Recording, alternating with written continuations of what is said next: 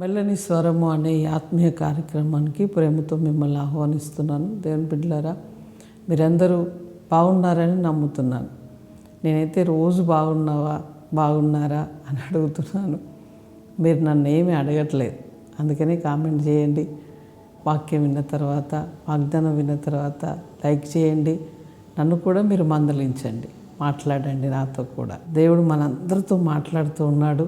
ఈ మెల్లని స్వరం అనే కార్యక్రమంలో నుంచి అద్భుతముగా ఆయన మధురమైన స్వరాన్ని వినిపిస్తున్నాడని నేను నమ్ముతున్నాను. ఆయన స్వరం రోజు మీరు వింటున్నారు, కానీ దేవుడు కూడా ఆశపడుతున్నాడు. ఏమని అంటే, నా కుమారుడు నాతో ఎప్పుడు మాట్లాడతాడు, నా కుమార్తె నాతో ఎప్పుడు మాట్లాడుతుంది, ఉదయకాలం మాట్లాడాలని నీ మాట కొరకు ఆయన ఎదురు చూస్తున్నాడు. కనుక ఆయనతో కూడా మీరు మాట్లాడండి, చక్కగా బైబిల్ చదవండి. గొప్ప కార్యములు మన జీవితంలో చేస్తాడు. ఎందుకంటే దేవుడే మనకు ఆధారం, దేవుడే మన ఆస్తి, దేవుడే మనకు ఆశ్రయదుర్గం, దేవుడే మనకు శైలం, శృంగము. దేవుడు తప్ప మన జీవితంలో మనం ఒంటరిగా వెళ్ళినప్పుడు ఓడిపోతామండి.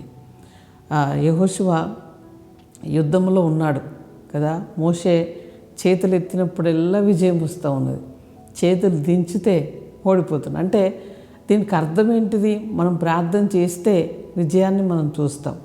మనం దేవునితో నడిస్తే, ఆయన దగ్గర మన చేతులు ఎత్తితే మనకు అద్భుతమైన కార్యములు జరుగుతాయి. ఓటమి అనేది ఉండకుండా మన జీవితంలో జయము, ఆశీర్వాదము, మేలు, కృప మనం అనుభవించాలంటే ఖచ్చితంగా దేవుడితో మనం మాట్లాడాలి. కనుక మీరు మాట్లాడుతున్నారని నేను నమ్ముతున్నాను.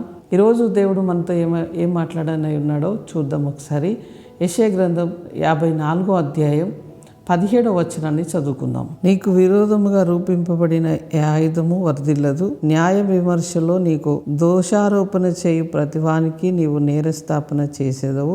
నీకు విరోధముగా రూపింపబడిన ఏ ఆయుధము కూడా వర్ధిల్లదు. ఈ మాట మనకు చాలా ధైర్యాన్ని ఇస్తుంది, సపోర్ట్ చేస్తుంది. మనము చాలా నీరసంగా ఉన్నా, ఏదో కృంగుబాటులో ఉన్నా ఈ మాట చాలా ధైర్యం ఇస్తుందండి. ఎందుకంటే నీకు విరోధముగా రూపింపబడిన, చూడండి, మనం ఉదయం లేచామంటే ఎన్నెన్నో వ్యతిరేకతలు ఎదుర్కొంటూ ముందుకు వెళ్ళాలి. మన నిజ జీవితంలో, మన యొక్క కుటుంబ జీవితంలో, మన యొక్క వ్యాపారంలో, ఉద్యోగంలో, మన వ్యవస్థ అంతటిలో వ్యతిరేకత ఉండదు అనుకోవడానికి లేదు. కానీ దేవుడు ఏమంటున్నాడంటే, నీకు విరోధముగా రూపింపబడిన ఏ ఆయుధమైనా, అది ఎలాంటిదైనా కూడా వర్ధిల్లదు అంటున్నాడు. ఈ మాట చెప్పేది ఒక మనుషుడు కాదు, ఒక సేవకుడు కాదు, ఒక మామూలు సాధారణమైన వ్యక్తి కాదు, సృష్టికర్త నీతో మాట్లాడుతున్నాడు. ఏమని? నీకు విరోధముగా రూపింపబడిన ఏ ఆయుధము కూడా వర్ధిల్లదు అంటున్నాడు. మోషే ఒకనొకప్పుడు ఒంటరిగా వెళ్ళాడు, ఐగుప్తు దేశంలోకి ఒంటరిగా వెళ్ళాడు, కానీ దేవుని యొక్క సహాయముతో వెళ్ళాడు. దేవుడు ఏమన్నాడంటే, మోషే నేను నీకు తోడుగా ఉంటాను, నువ్వు వెళ్ళమన్నాడు. వెళ్ళమన్నప్పుడు వెళ్ళిన తర్వాత ఆయనకు విరోధముగా రూపింపబడిన ఐగుప్తులో ఏ ఆయుధము కూడా వర్ధిల్లలేదండి. అదే దేవుడు నీతో మాట్లాడుతున్నాడు, నీకు విరోధముగా ఏ ఆయుధము కూడా వర్ధిల్లదు. ధైర్యముగా ఉండండి, ప్రభును స్తుతించండి, ఆరాధించండి, ఆయనను గణపరచండి.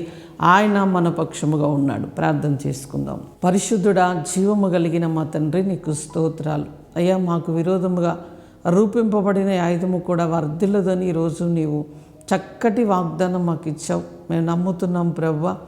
నీ ప్రజలకు వ్యతిరేకముగా, విరోధముగా రూపింపబడిన ఏ ఆయుధము కూడా వర్ధిల్లకుండానట్లుగా గొప్ప కార్యములు మీరు జరిగిస్తున్నావు. అందుకై స్తోత్రాలు చెల్లిస్తున్నాం ప్రభువా. నీ బిడ్డలు చేతి పనులు, ఉద్యోగాలు, వారి చిరచిర ఆస్తులు, వారి యొక్క బిడ్డల స్టడీ, వారి యొక్క జీవితము, వారి కుటుంబము, వారి వ్యవస్థ అంతటిలో నీ మహిమ కనబడాలి. వారి పక్షముగా నువ్వు నిలబడాలి ప్రభు. అద్భుతాలు చేయాలి, గొప్ప కార్యములు చేయాలి.